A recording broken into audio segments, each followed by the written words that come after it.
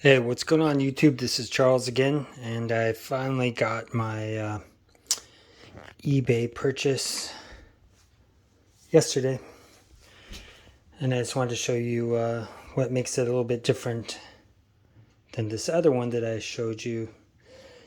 And basically what we have here are two Italian Alpini rucksacks. I didn't see a date on this one, but I'm going to say it's still from the late 70s to early 80s. There's no stamp on this one either that I could find when it was manufactured, but this would be more like mid 70s to late 70s.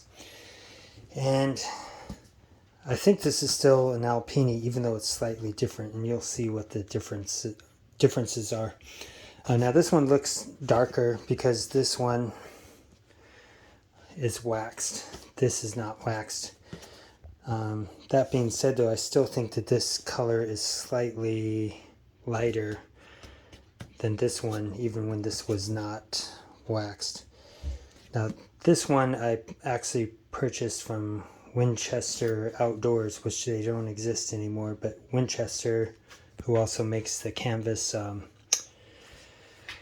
what do you call them? Bivy bags. They used to restore and wax, vintage backpacks and things like that. It was a little pricey to get this. It was about $117, $120 at the time that I bought this. And when I got it, it was in great condition. It was unused. So in the bottom, there's a liner here, and it was completely intact. I bought, a really good condition one later and waxed it myself, and they looked exactly the same. So now they don't really sell this anymore, but you can do this yourself pretty easily. I was just using Snow Seal on the one I did. I think at Winchester they were heating up wax and then doing it by hand that way. Regardless, there you go. So can we see some obvious differences between these? So on the flap here, you can put your name and stuff inside of here in this little pocket, which is lacking on this one, which I assume is an older one, but it might not be older.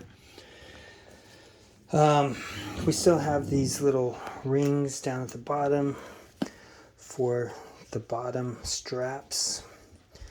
But what you can see with this one, these straps are very, very small. So there's one right there. Let's take a look at the length on that. That thing is 10 inches long. So let's take a look at this other one. You can see how much longer these are. This is also made out of, looks like ballistic nylon. So it's very shiny.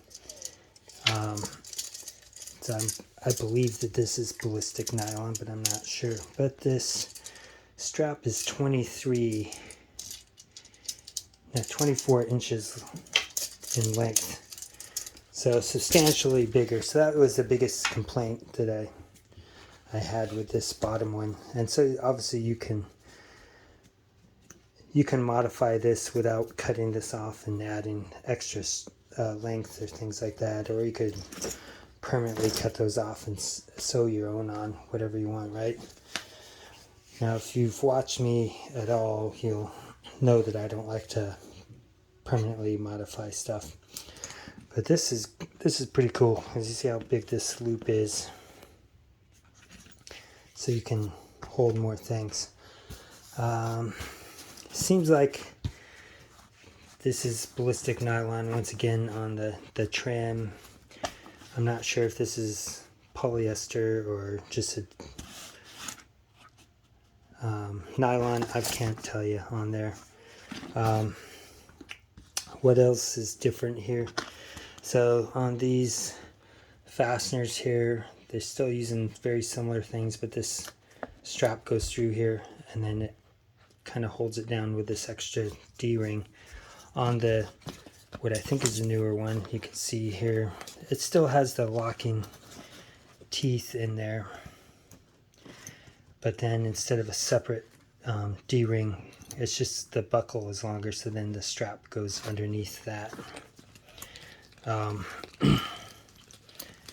That's not really that big of a deal. And the straps on here are about the same size, so you can still put stuff underneath the lid up on here.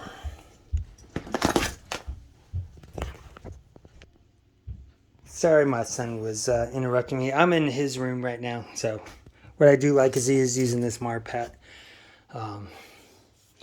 blanket, but or Wooby, but it's kind of messy in here. However, I just don't want to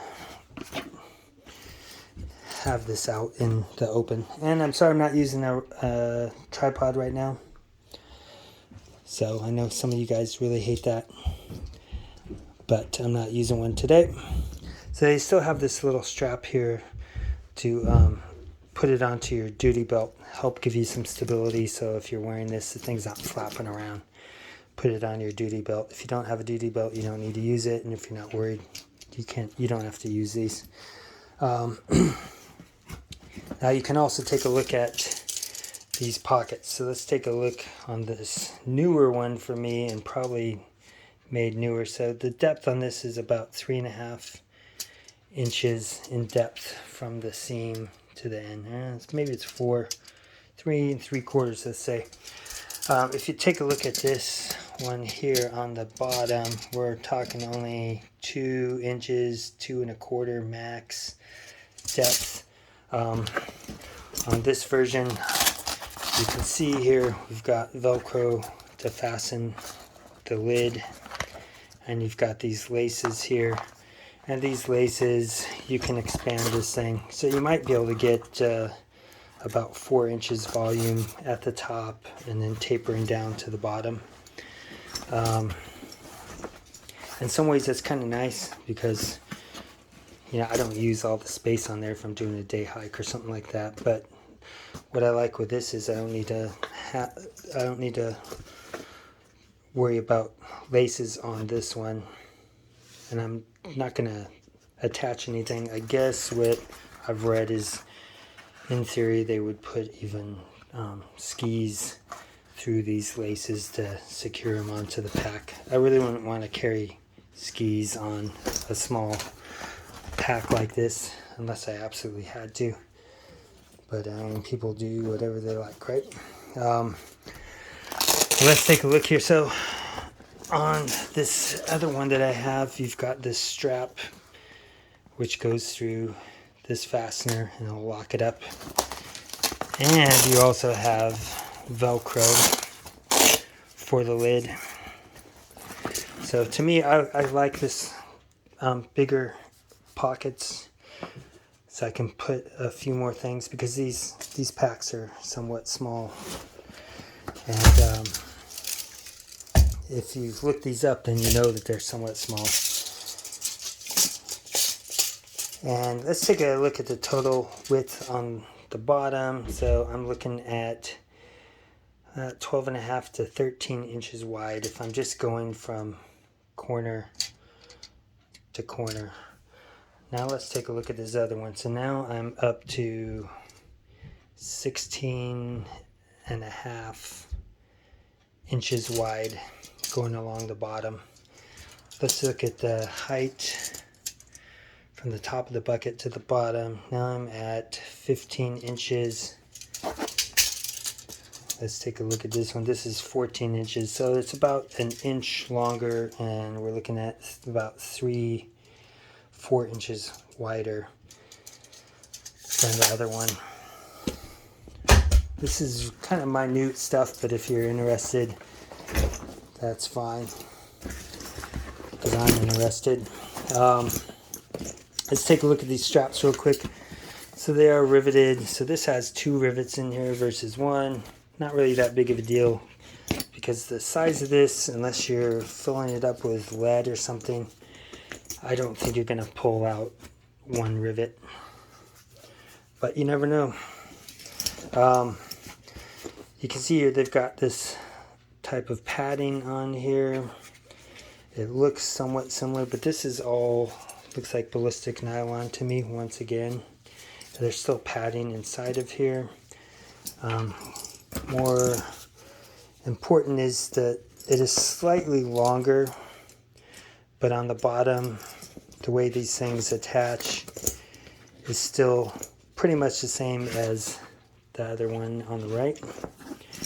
And you could still modify this like I showed you in an earlier video on this pack. I think this still looks like it'll be durable in general. Looks like I need to burn some of these loose threads though.